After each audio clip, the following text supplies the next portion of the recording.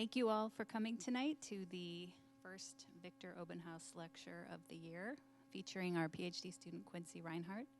Before Quincy comes up to the lectern, I'm going to have Dr. Lee Butler give a brief introduction.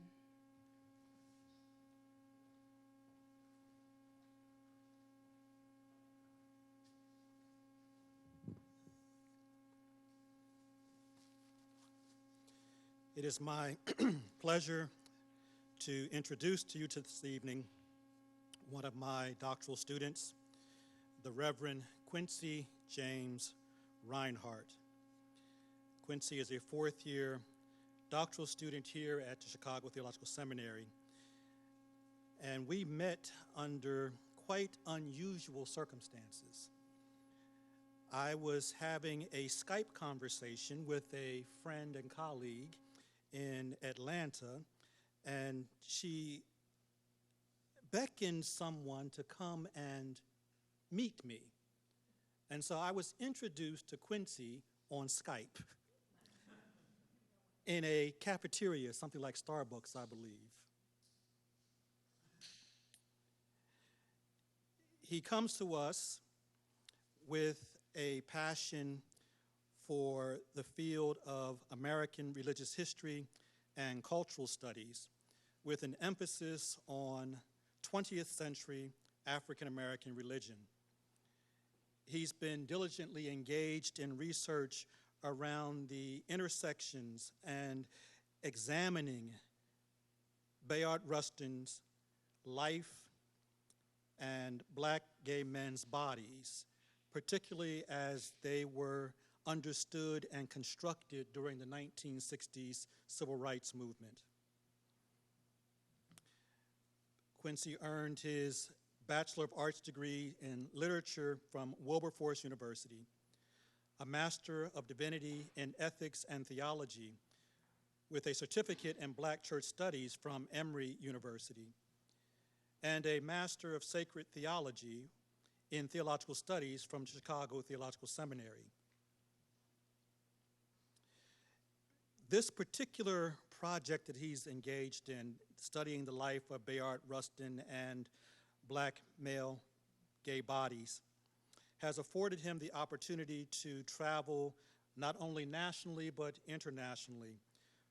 He has presented at Harvard University, at the Oxford Symposium on Religion, at the University Church of St. Mary the Virgin of Oxford, Oxford, England, Morehouse College, Governor State University, and next month he'll be presenting at the University of Memphis.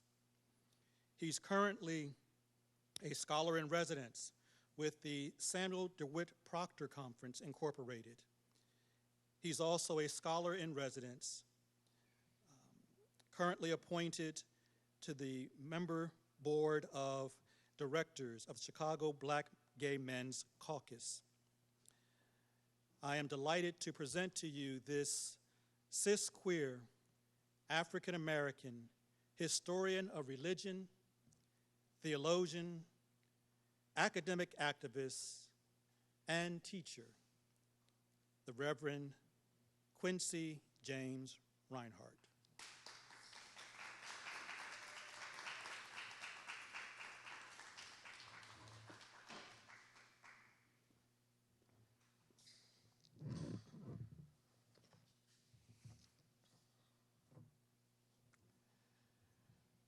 To President and Mrs. Ray, Board of Trustees, Dean Stephanie Buchanan Crowder, Dean Emily Vogt, to the faculty who selected my abstract, to my doctoral advisor, Dr. Butler, staff, students, and friends, good evening.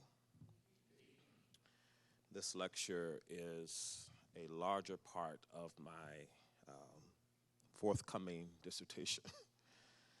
And so the title of this evening's lecture is titled Bayard Rustin in Exile, Black Gay Bodies as the Site of Theological Terrorism. What does it mean to be black in a society that does not value black bodies. The question I raise is certainly not a new one, but it remains a question for scholarly interrogation.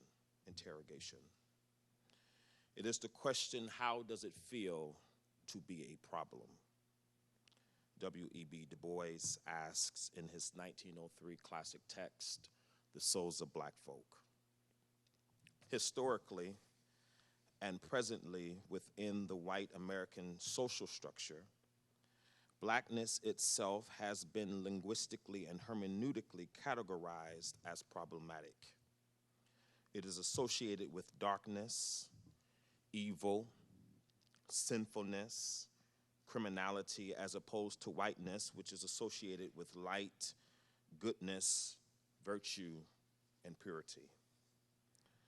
The so-called Hamitic curse ascribed to the biblical descendants, to the black descendants of the biblical son of Noah, was used historically to justify slavery. To this day, as Thomas Slaughter writes, quote, "Blackness embodies the ostracized. Under the duress of racial domination, I undergo the now familiar two-pronged process of externally imposed inferiorization and subsequent internalization of that inferiority," close quote. But what does it mean to be black and gay in a society that values neither blackness nor gayness? How does it feel to be doubly problematic? Just as black bodies are viewed as problematic from the normative gaze of whiteness, so black gay bodies are doubly problematic from the normative gaze of heterosexuality.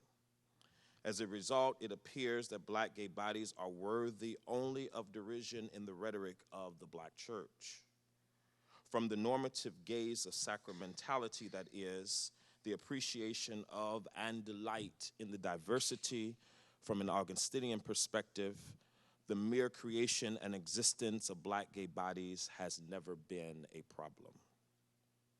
In this lecture, I intend to complicate Du Bois's question to show the mental, physical, economic, historical, moral, and spiritual suffering inflicted upon the black body politic that has been and continues to be the problem, a form of anthropological, ethical, and theological terrorism. Consequently, I contend that exploring black gay bodies as ontologically exiled sites of terror through an African-American historical methodology yields further insight into the diverse ways black gay bodies create sacred worth. This is certainly true in the exemplary life and work of the civil rights icon, strategist, and tactician, Bayard Taylor Rustin. I will turn first to the black body in the slavocracy and then to the black body and homophobia. The black body in slavocracy. The irony is that in the context of slavocracy, black bodies never belonged to those who supposedly embodied the punitively negative association of blackness. American slave culture did not render black bodies as human beings with agency. However, black people must be willing to rewrite a new American history, challenging the Anglo-Saxon myth of their own superiority, in which black bodies were then and are still seen as a threat to their persons and to the institutional structures which have been set in place to subjugate and ultimately destroy the black body politic, our civic engagement, our individual and corporate morale, our mental and physical health, our life perspectives. Du Bois's provocative question, how does it feel to be a problem, deflects the responsibility of white people to own their evil continually done to blacks in the name of Christianity and under the auspices of law and order. The concept of law and order is coded for keep black and brown folks under control. Rustin on August 30th, 1968, is quoted in the Miami Times newspaper as saying, quote, "At a time when Americans' outstanding problems are poverty, urban decay, and racism at home, and a tragic and brutal war abroad, the most resounding pledge the Republican Party made to the American people at Miami Beach was to preserve law and order, which, as everyone knows, is a pledge to keep the Negro in his place," close quote.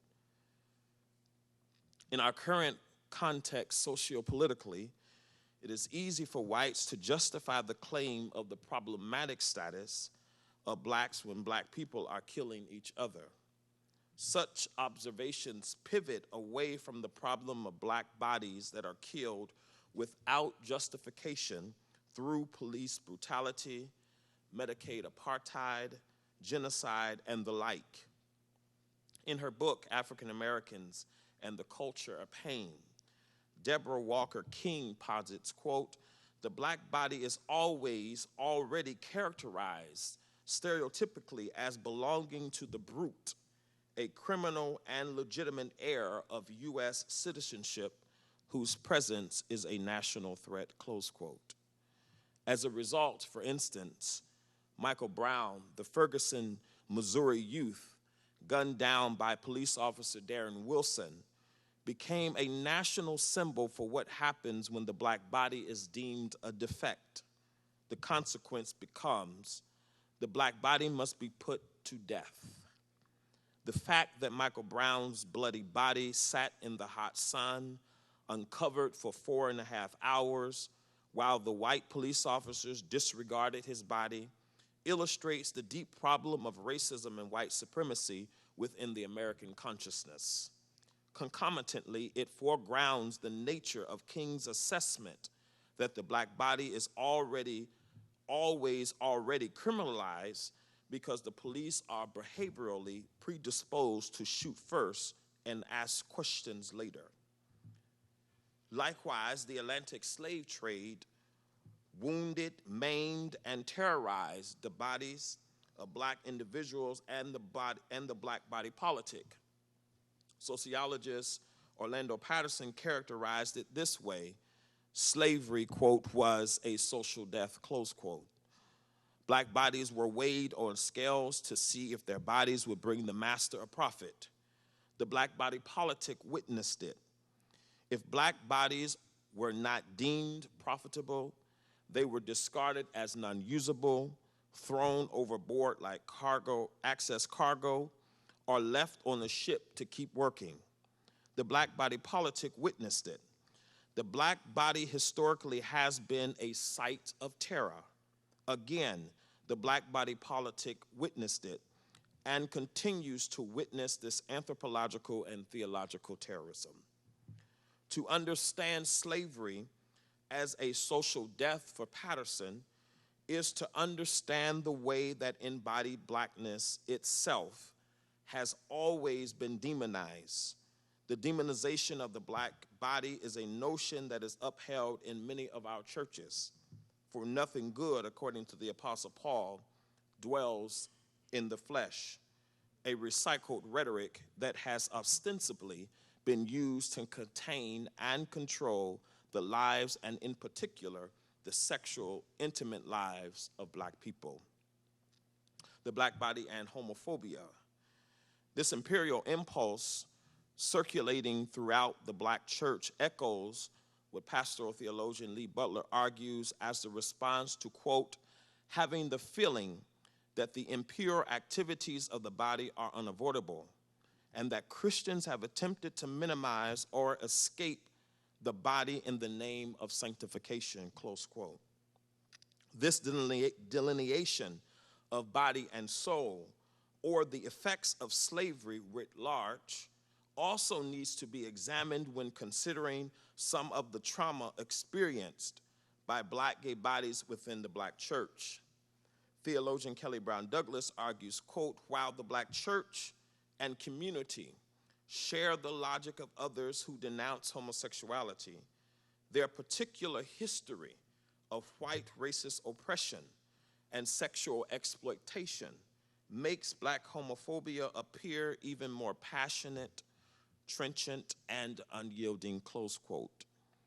Against the backdrop of the historical, sociological, and ethical framework surrounding the black body, the black gay body experiences heightened terrorism from within and without its cultural milieu, which brings us to Rustin and his significance when considering the black gay body. Who was Bayard Taylor Rustin? When the name Bayard Rustin is mentioned, many are unfamiliar with his story, his identity, or his significance. Those who may be familiar with Rustin automatically raise homosexuality as a primary identifier. Although Rustin was gay, he certainly offered more than his sexuality to the cause of social justice. Rustin, might I say, was a complex person, as most people are. He was born March 17, 1912, in Westchester, Pennsylvania, and raised by his grandparents, Julia and Janeford Rustin. Bayard, in many ways, was a triple threat. He was a communist up until 1941, gay and Quaker, among other things.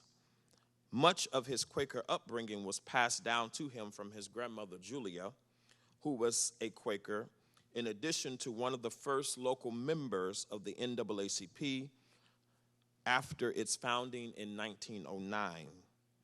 The Quaker tradition significantly informed the pacifism Rustin used to help King fundamentally shape the work of the civil rights movement into a mode of nonviolent resistance. The marginality Rustin experienced in the movement which was black church-led, was not because he was Quaker, but because he was a committed communist and gay. Rustin grew up during the McCarthy era, which opposed anyone who was a communist and anyone who was gay. To be a communist and gay was antithetical to the cultural norms of mainstream society. While much of the American history has erased Rustin's name from its historical memory, more recently, historians exhumed his story and make him again visible. Rustin was initially exiled initially from the civil rights movement because he was gay. As such, Rustin's homosexuality and communist participation exiled him over time from the memory of the people within the civil rights movement. For Rustin, his black gay body became a site of terror the day he renounced his affiliation with the civil rights movement in consequence of the Reverend Adam Clayton Powell, Jr., then U.S. Congressman and senior pastor of Abyssinia Baptist Church in the city of New York, who threatened Dr. Martin Luther King, Jr. with false accusations alleging that King and Rustin were sleeping together. Powell's demeanor was that if King did not remove Rustin from his duties within the movement, he would promote the rumor that the two were engaged in a homosexual relationship. Rustin's black gay body was not only a site of trauma, but also became a site of terror in that Rustin's identity became a threat to the political, social, and ecclesiastical order of the movement. Rustin became, for example, a model of what happens when black gay bodies are antithetical to the social, cultural, and ecclesiastical structures they are attempting to navigate. As a black gay man, Rustin experienced this marginality personally, yet orchestrated one of the most powerful movements in American history, the 1963 March on Washington for Jobs and Freedom. Although the March on Washington featured Dr. King prominently as the leader of the civil rights movement, it nevertheless provided Rustin a platform which he used as a tool for transformative leadership. His lived experience and reflection functioned as a framework to further how to understand and empathize with oppressed and alienated persons. Black gay bodies are continually used as sites of terror during the Semitic period, and consequently, black gay bodies are exiled from church and society because of their sexual orientation. The black gay body as a site of terror. In what other ways have black gay bodies become sites of terror? One such way is found in Darnell Moore's essay, Theorizing the Black Body as a Site of Trauma, Implications for Theologies of Embodiment. Moore opens with querying the black body in three distinct ways. One, bodies speak, bodies emote, and bodies remember. For Moore, historically, these distinctions become essential to problematize how the black body has always been viewed negatively. Moore states that he is interested in the ways that one can, quote, theorize or under-theorize the black body, and the ways that the black body can be symbolized as a semiotic figuration of both pain and pleasure, and as a site of trauma and grace, close quote. Moore is interested further in theorizing the black body as a figure located at different historicized scenes, and how these seethings ostensibly quicken traumatic memories and memorialize the body as a site of trauma. While I accept Moore's critique that the black body serves as a type of historical marker as a site of trauma, I want to further Moore's argument and add that black gay bodies serve not only as sites of trauma, but also as sites of terror, often as the byproduct of prolonged trauma. Terrorism is the act itself, while trauma produces the after effects, which create other sites of terror, evoking unrelenting, cascading violence. In defining black gay bodies as sites of terror, I mean to illustrate how pain is imposed upon the black body from external forces that view the black gay body politic as a threat or threatening danger to the established culture. In his book, Terror and Triumph, The Nature of Black Religion, humanist scholar Anthony Penn examines how enslaved black bodies became constructed sites of terror. Thus, he argues, quote, this terror results from how the auction block strips away early self-perceptions and meaning, imposing in their place otherness and historical irrelevance. Dread or terror, in this sense, is profound in that it forces the slave to confront his or her helplessness, isolation from the familiar, and submersion in absurdity, close quote. Analogously, I am arguing that Rustin's black gay body, in its queer performativity, functioned as a 20th century auction, like bodies on the block, as a kind of domestic terrorism. While we are unclear about the psychological trauma Rustin experienced, one can imagine the pain of being rejected for living in their truth. Certainly, we see how a similar kind of terror is invoked on black gay bodies daily, specifically in the black church during the Semitic moment. As in Rustin's case, black gay bodies are regularly pimped for their talents, but denigrated for their existence. During the 107th, as in the result of, in Rustin's case, black gay bodies are regularly pimped for their talents, but denigrated for their existence. During the 107th Holy Convocation of the Church of God in Christ, the largest black Pentecostal denomination in the United States, Superintendent Earl Carter, one of the high-ranking elders in the denomination, delivered an evening message entitled, Church, Come Out of Sin. As he was preaching about sin, Elder Carter wanted to know why people kept sinning. He went on to state his reasons why he thought people kept sinning, which he stated, quote, "They don't want to be delivered," close quote.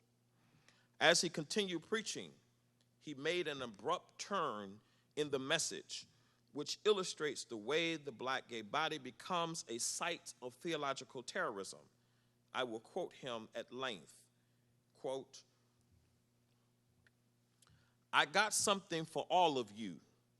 I got something for all these homosexuals who are switching, carrying purses, wearing your bow ties, wearing your tight pants like a girl. I got the answer. You homosexuals need deliverance. I'm going to tell you why you aren't delivered, and I'm going to tell you what's wrong with you. Walking around here looking like a sissy. You are perverted, and you are lost. You're walking like a woman. You are a highly conundrum. You're a confusion. That's okay. Nobody wants to tell these homosexuals they're living in sin, but I'm going to tell them because homosexuals don't want to hear the truth. You want to feel like a girl? I wish that God will give you the month of a girl. I wish God will have you bleeding out of your butt since you want to be a girl. God should put it all on you because the homosexual is the punishment," close quote. Elder Carter's homophobic and terroristic rhetoric, espoused within this sermon, points further to the way black gay bodies continue to exist as sites of theological terrorism. This is precisely the opposite of the definition of salvation and redemption. The black church has alternatively preached and forsaken this good news of redemption in regard to its LGBTQ and non-gender conforming members. It is a redemption that, according to theologian Olin Moyd, quote, "is communally and personally, socially, politically, economically, and psychologically experienced," close quote. The quest to be accepted and affirmed as a source of validation from the black church places the onus on black gay bodies to stay in their place. Such repression of their physicality continues to threaten the well-being of who they are at their core. I grew up hearing, internalizing, and struggling with the biblically based homophobic discourse, which stated that homosexuality is an abomination and that it was a white thing, and that Africa did not have homosexuals before Europeans went there. I always find that statement about Adam and Steve versus Adam and Eve particularly irksome, since the church was quick to affirm that we are all children of God. About the most liberal thing I heard concerning homosexuality growing up as a black Baptist was hate the sin, love the sinner, which is ontologically problematic and theologically impossible. Within the black church context, many that condemn same-gender loving folks believes homosexuality is a major hindrance to the ecumenical church's ability to conduct healthy dialogue. This position causes many to wonder why the church is even being asked to respond to this epidemic of homosexuality when those who are homosexual or transsexual willingly live in sin. Further, as an institution committed in large part to patriarchy, the black church is often not sympathetic to homosexuality because this orientation does not perpetuate male dominance over women, the cornerstone of the black church structure. Therefore, since homosexuality seemingly adds nothing to the life and structure of the church, many cannot see how healthy dialogue around homosexuality is beneficial to the church's future. Most churches would rather dissolve the issue of homosexuality altogether, yet, since they cannot seem to get rid of it, they tolerate the sin and give little attention to whatever ills it might be presumed to engender.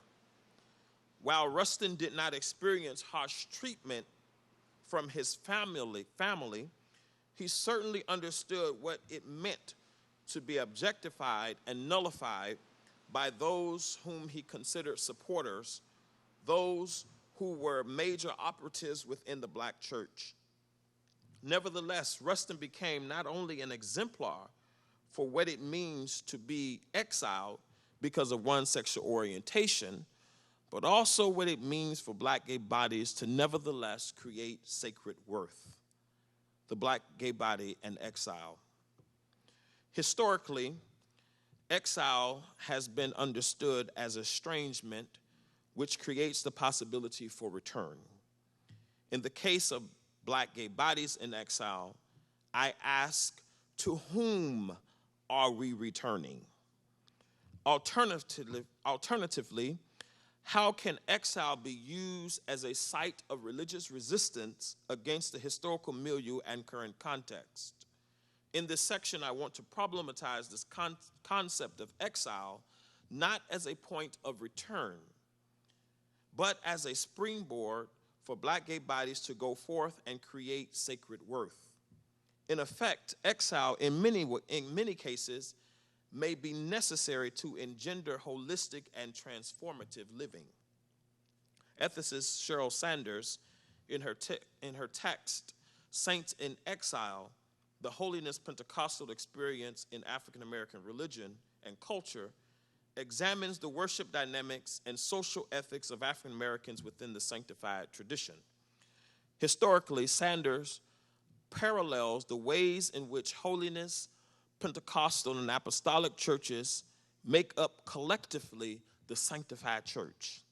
For Sanders, the sanctified church is, quote, an African-American Christian reform movement that seeks to bring its standards of worship, personal morality, and social concern into conformity with a biblical hermeneutic of holiness and spiritual empowerment, close quote. For Sanders, there is an ethical component that distinguishes the saints from the world. This definition is critical for Sanders because it places an ethical responsibility on how the saints are to act in holiness. For Sanders, when one applies this dimension of ethics, it presents what she calls a dialectical identity which constantly reminds a person that they live in the world but do not have to act like the world. This concept of be ye separate and holy presents many types of Platonic dualisms which creates tension within many religious spaces. There can be no separation between the sacred and the secular. However, within the sanctified and Pentecostal churches, one must deny their flesh to please God.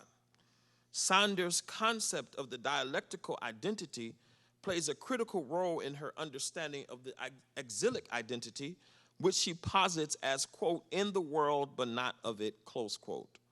Sanders states that, quote, exile is offered as a mere effective theme for the church's mission than liberation. A church with an exilic identity is an alternative community formed by a coherent set of values that are at odds with the surrounding culture, close quote. Although Sanders' statement of exile suggests a positive point of view, her understanding of exile infers a counterintuitive argument that presupposes certain preconditions which determines whether one becomes included within this exilic identity or not. This paradigm, in my estimation, lacks because it does not include the black gay body in the creation of sacred worth. However, in order for black gay bodies to create sacred worth and meaning in the world and the church, black gay bodies will have to free themselves from the religious dogma that has terrorized and demonized their existence. For some, this may mean leaving homophobic churches for affirming ones. For some, this may mean staying in these churches while calling them toward greater recognition. For some, it may mean creating new places and spaces of salvation, redemption, and wholeness beyond traditional church settings. Bayard Rustin was indeed a model for radical and transformative leadership. Rustin's life and witness becomes an exemplar of what it means to create sacred worth. Although Rustin, on many occasions, wrote for King, tutored King in nonviolent conflict, introduced him to Gandhian philosophy, played a crucial role in the Montgomery bus boycott, and orchestrated one of the nation's most profound marches, the 1963 March on Washington for Jobs and Freedom, he has remained forever a footnote in the memories of the people. Yet, in the final decades of Rustin's life, he created sacred space for himself, filled with meaning and purpose. Rustin worked very diligently to end apartheid in South Africa, but most importantly, Rustin found personal peace. In 1977, Rustin began a long-standing relationship with Walter Nagel, his partner, who currently resides in New York City.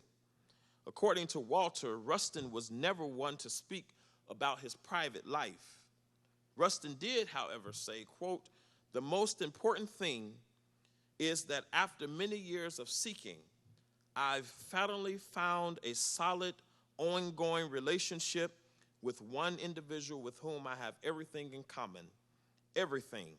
I spent years looking for exciting sex instead of looking for a person who was compatible," close quote. Personal peace is the benchmark of a faithful person. In his exilic spatiality, Rustin effectuated lasting change. His peacemaking over time has given rise to public affirmation of his own sacred worth. It is most evident in the posthumous award of the Presidential Medal of Freedom conferred to him by President Barack Obama in 2013, 23 years after his death.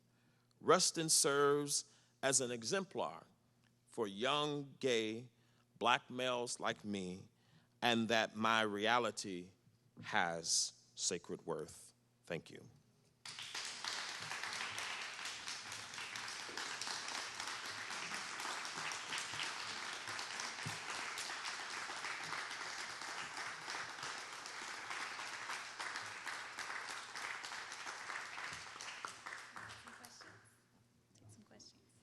We have time for some questions.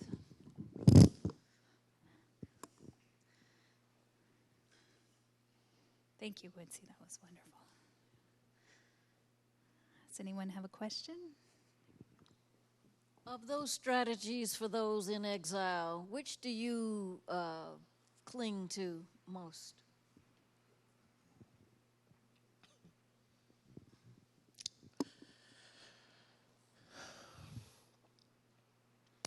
I believe it is important to stay sometimes in those spaces and do the work that is necessary. And I remember, I think this was last year, I was attending the Samuel DeWitt Proctor Conference, and a friend of mine said to Bishop Yvette Flunder, "You know, he attends a homophobic church." And he thought that she was going to correct me of some sort, and she did not. And she said to me, "Quincy, sometimes you have to stay in those places and do the work. And how you know when your time is up is when you can no longer be satisfied in doing the work there, and it requires you to move on." So I believe that it's a both and. Yes.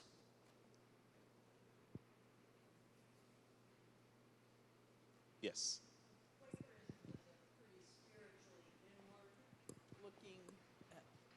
The Quaker faith is very spiritually inward looking. So how do you see that having shaped Rustin, and how is that shaping you?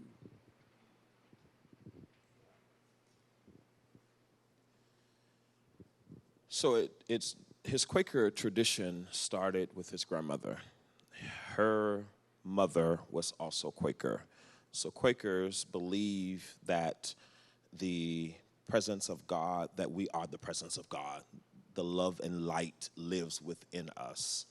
and that everybody has that right to and access to God.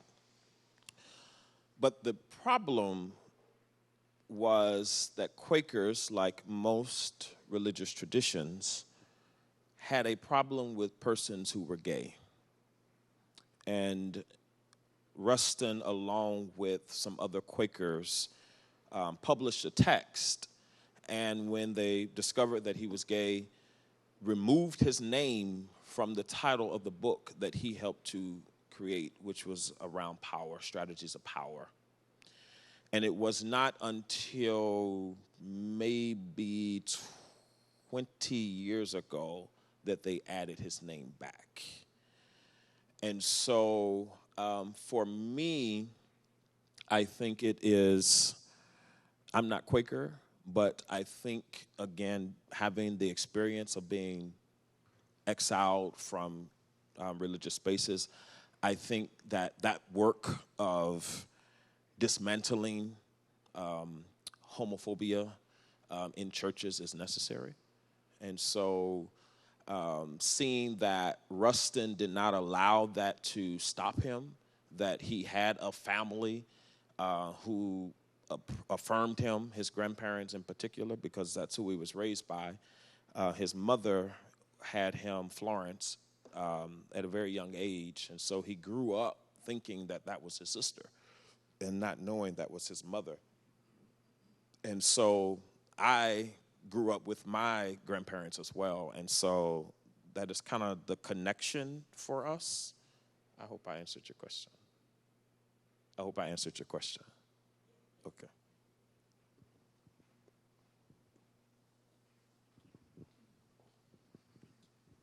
Thanks for a beautiful and powerful lecture. And my question is, from the Bayard Rustin's perspective, what do you think of today's Black Lives Matter movement? Yes, it is a powerful movement. So there's another piece that I am in the process of putting together that examines Rustin's international radicalism and connecting that to Kwame Nkrumah, to Barack Obama Sr., who was President Obama's father, and also Tom Mboya, who was a mentor to Barack Obama Sr., Tom Mboya was. And so Rustin's international movement, I believed, helped in many ways in which I'm arguing was a pathway for the Black Lives Matter movement. Certainly we see that there's a difference, right? Civil rights movement was particularly male-centered, dominated by one person, whereas the Black Lives Matter movement is queer founders, it is effervescent, it is not monolithic in any particular way. Yes, spontaneous, and each of its founders come from a different religious tradition. I think you have one who's Jehovah's Witness, the other who practice Islam, and then one who is a Yoruba priestess of some sort. And so that there explains how different, the Black Lives Matter movement is now than the civil rights movement was. But I think that the civil rights movement helped to give way to the Black Lives Matter movement.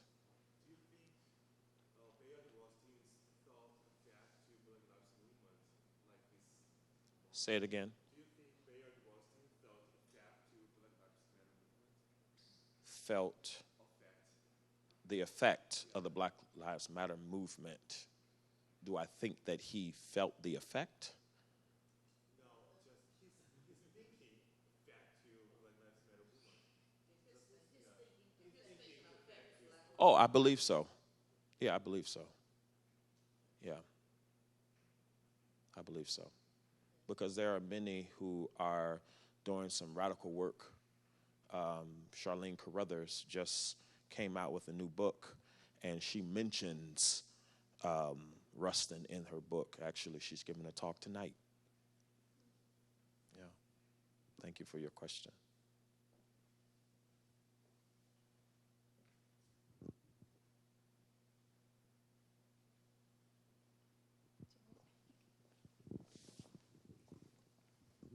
Thank you for your lecture. I was really intrigued by your use of the phrase sacred worth.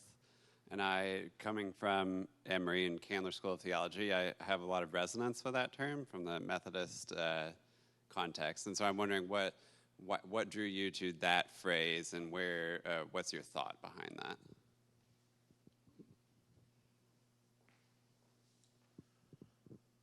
I guess what drew me to that phrase was when I was exiled from my church, in a sense, in Cincinnati, Ohio. And I thought about what does it mean to be black and gay in religious spaces. And so for me, sacred worth, sacred meaning, sacred space just came out of nowhere for me as a way of doing church non-traditionally.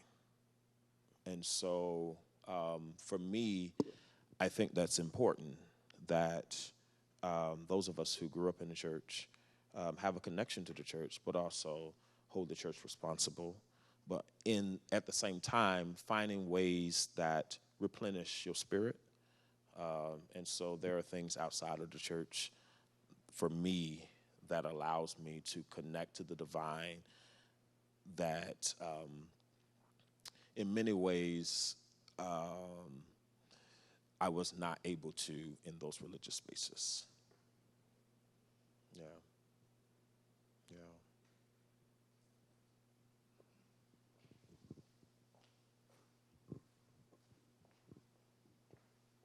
So you talked about double consciousness, Du Bois.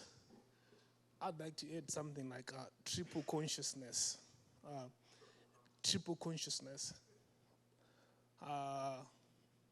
You're black, and you're gay, and I'm forgetting the other one. But it's triple consciousness. I'll get to my point. The reason why I'm asking about that is that I'm from the sending continent. So when you get there, what people say is that this is a non-issue, or it's not an issue now about sexuality, because there's something else that we need to deal with as a society. There's something else that is more important than dealing with sexuality. So if you look at an onion, it'll be third, fourth, or fifth layer about sexuality. So it's a non-issue to them.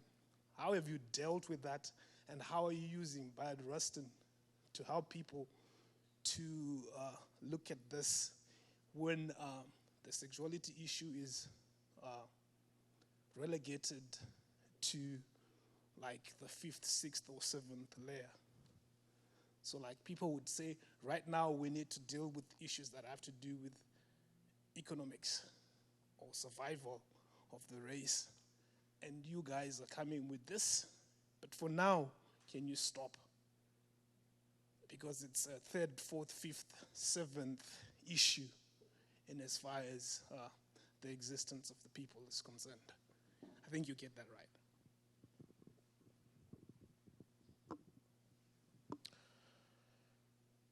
Oftentimes say to people that I am more than my sexual orientation. And I am. There are more things to me than being gay. And so in the spirit of Rustin did not ignore the fact that he was gay, but certainly did not make that his main priority. Matter of fact, there was an interview in I think it was The Time of Two Crosses, and the interviewer asked Rustin if he had to do it all over again, would he have come out? And Rustin said no. because of the times. And so Rustin, in many ways, did not deny his sexual orientation, but different circumstances, like Adam Clayton Powell, like Senator Strom Thurmond ousting Rustin because of his 1953 Pasadena experience with giving fellatio to another male in the park. It was those different type of circumstances that gave attention to his homosexuality. And so now I still believe that, but I do believe that we have to hold political spaces, we have to hold institutions, and we have to hold religious spaces accountable for the ways in which they do or do not create space for LGBTQ people within their congregations. And so one of the things that I'm currently doing as a scholar in resident at the Samuel DeWitt Proctor Conference is building an institute around the Pauli Murray Social Justice Institute. That's the name of the institute.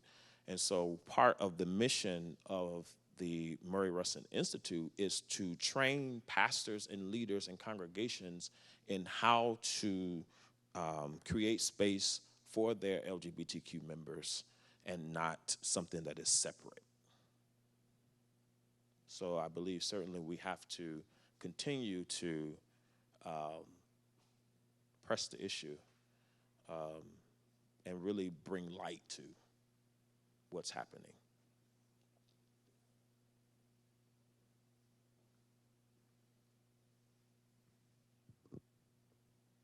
Any other questions?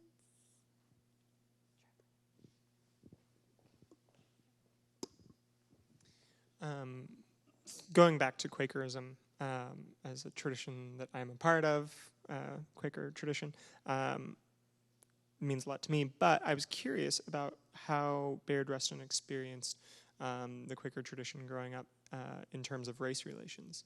It is not a black tradition, and there is a lot of racism within the tradition, even if it's better than some other traditions historically. And so I think that's one of the things that I'm curious about is, has that come up in some of the research that you've done as to how he experienced race relations within his Philadelphia Quaker community? I do not know directly, other than he did experience racism, but within the Quaker tradition, I believe what Rustin did was the way to address that in many ways was to talk about integration. And so a lot of people were not talking about integration. So his main objective was integration of black, white, whomever you were. I think part of so he grew up Quaker, but also his grandfather was African Methodist Episcopal. So there is a radical tradition from his grandfather that did not necessarily come from the Quakers that allowed him to be able to be the angelic troublemaker that he was. I hope that makes sense.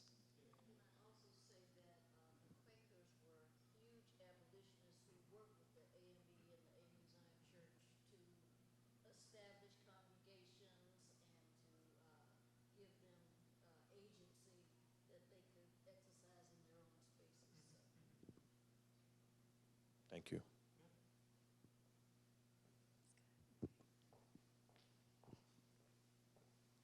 Well, you know what sentence I'm interested in. What is going on in terms of the organizing of gay and lesbian people in the black churches? It is my conjecture that black church homophobia would take a major hit if all the gay musicians walked out of the church on the same Sunday. I think that would pretty much do it. But that's just a conjecture. So is there organizing going on at that level that people are saying we could really change? I mean, we could really strategize for change in the church. I mean, the Black Lives Matter is much more out in the world, but also within the church. I'm just interested. Professor Scott, I think in order for that to happen,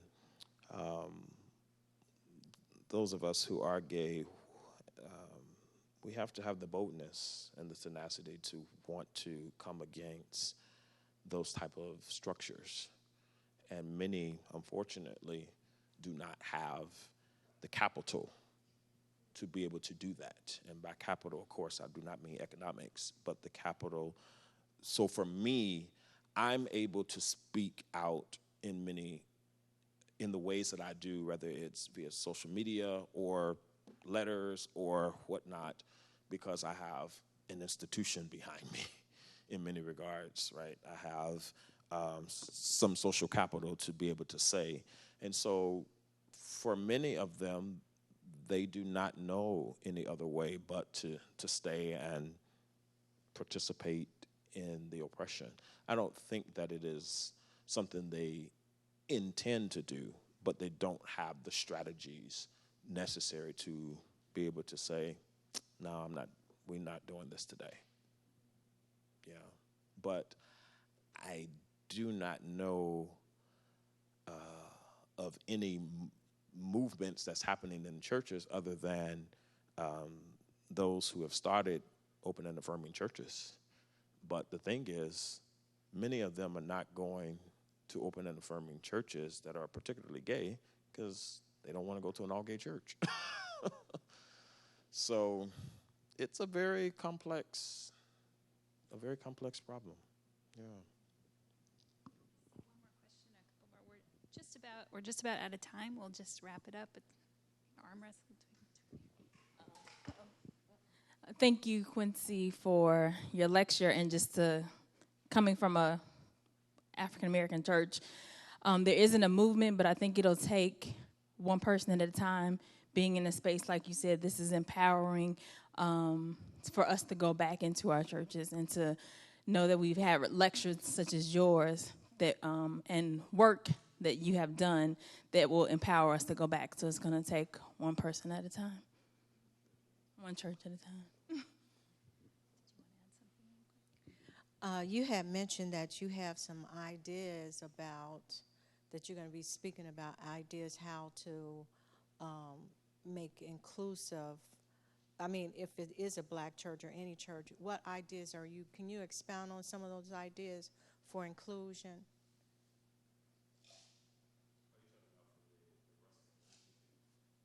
Well, yeah, I think you said you were going to be speaking about ways that that a person can be included into a church.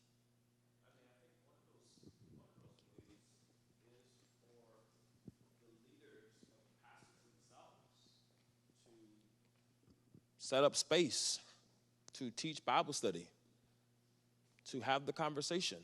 And it's not necessarily the conversation of homosexuality as it is more so the conversation of sex and sexuality and its fluidity, and not, same gender desire per se, but to have the conversation about sex and sexuality and how beautiful it is.